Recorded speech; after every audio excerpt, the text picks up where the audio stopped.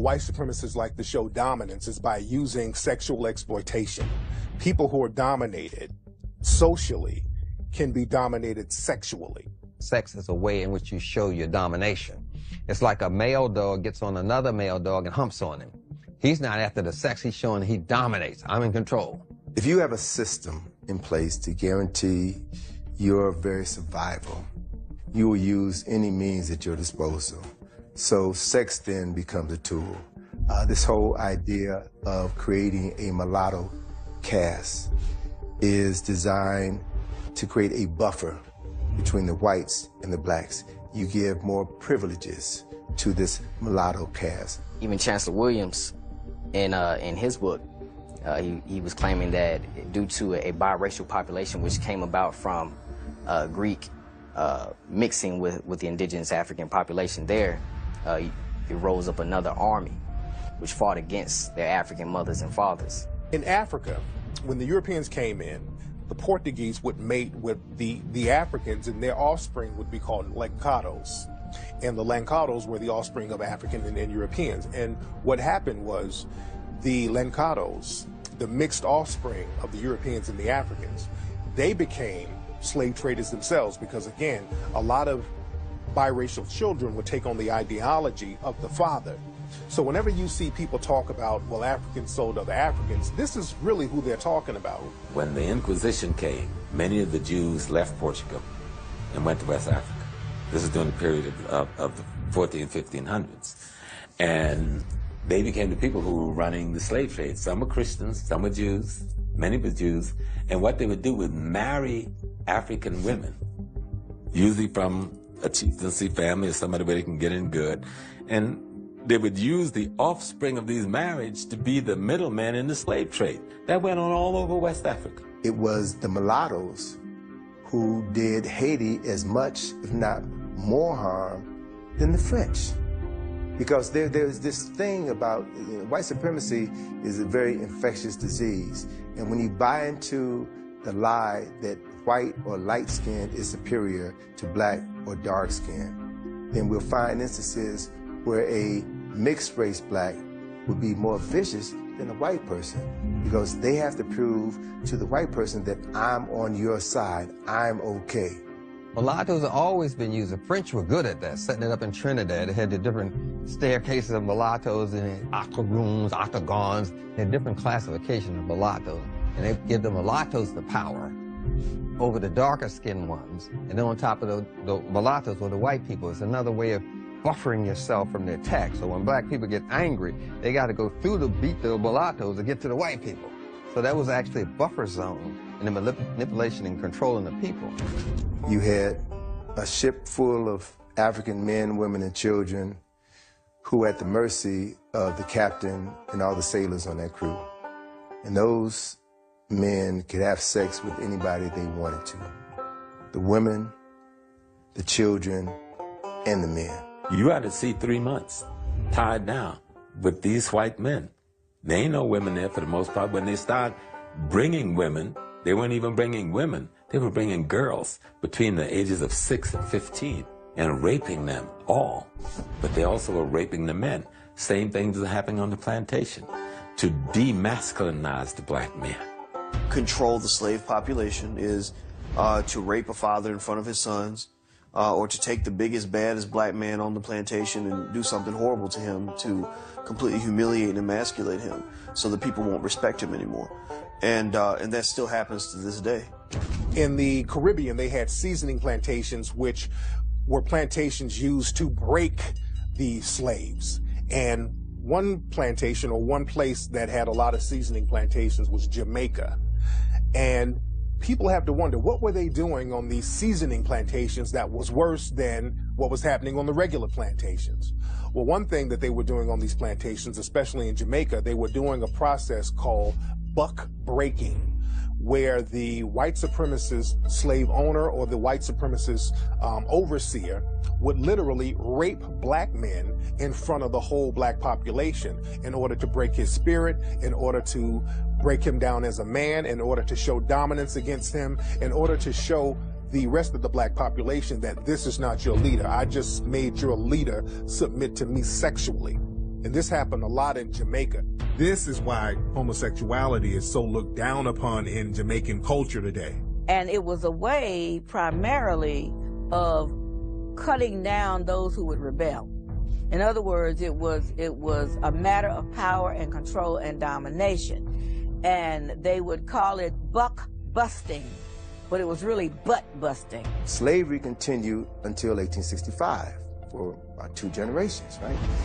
So how do you reconcile that? You can no longer bring in Africans, but you still have the business of slavery, so they still needed Africans to do the work down south, especially after the cotton gin was invented. So you had the creation of breeding farms.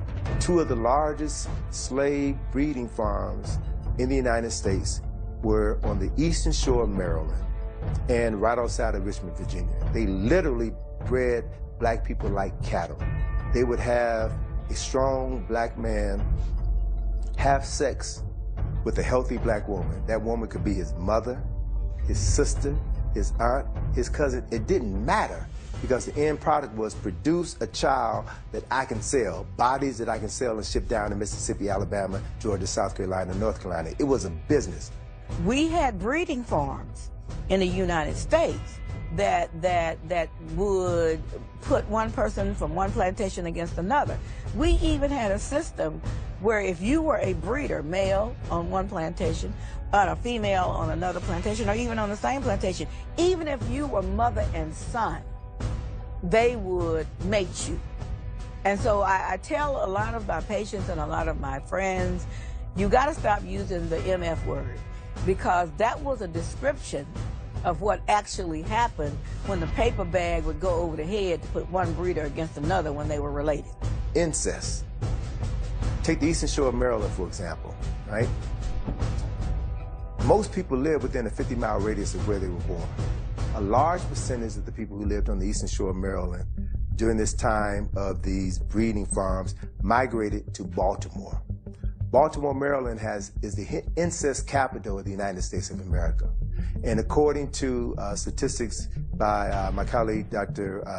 Patricia Newton, who's a psychiatrist in Baltimore, in that area in Baltimore, Sandtown, where you had these recent rebellions, 9 out of 10 black women in the depressed parts of Baltimore, 9 out of 10 black women have been victims of incest.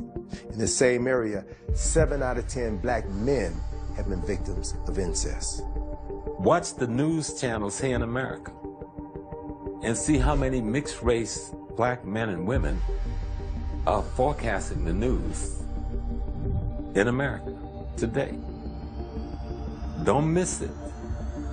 Don't miss who's on the television screen talking to us. That black-skinned woman or man is peripherally there. This mulatto, who I don't blame for their condition, but if you accept that role in society, then you got to take responsibility for what comes from it. You saw in the movie Precious, right? Monique won an Oscar for her role in Precious. Incest, she had sexual relationships with her own daughter, right? Her daughter was sexually molested by her father in the movie. When Monique was on the Oprah Winfrey Show talking about that film, she talked about the fact that what helped to prepare her for that role was her thinking about how she was sexually molested by her own brother, right?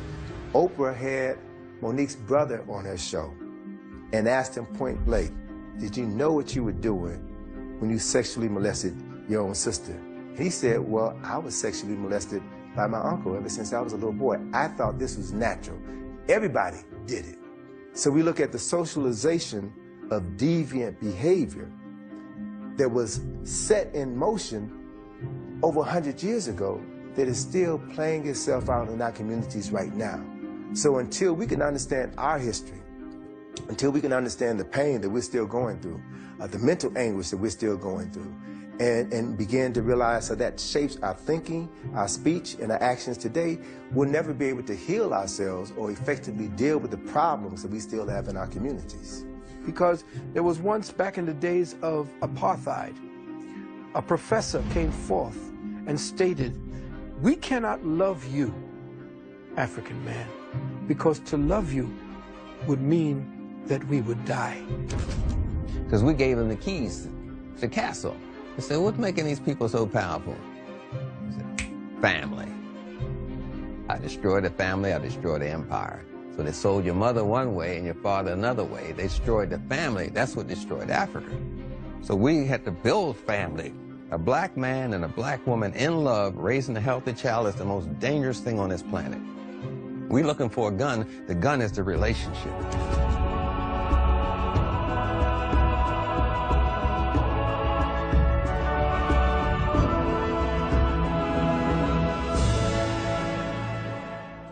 Some of the ways that black people can empower themselves, some of the solutions. One solution is what I call the CMB mentality. The C is basically you got to get a code of conduct, a way you think, a way you do business, a way you interact with other melanoid people. So we have to, first of all, condition our youth and insulate them with knowing who they are, not what someone else has described them to be. We have to not permit everything and everybody to come in and define us. You know, we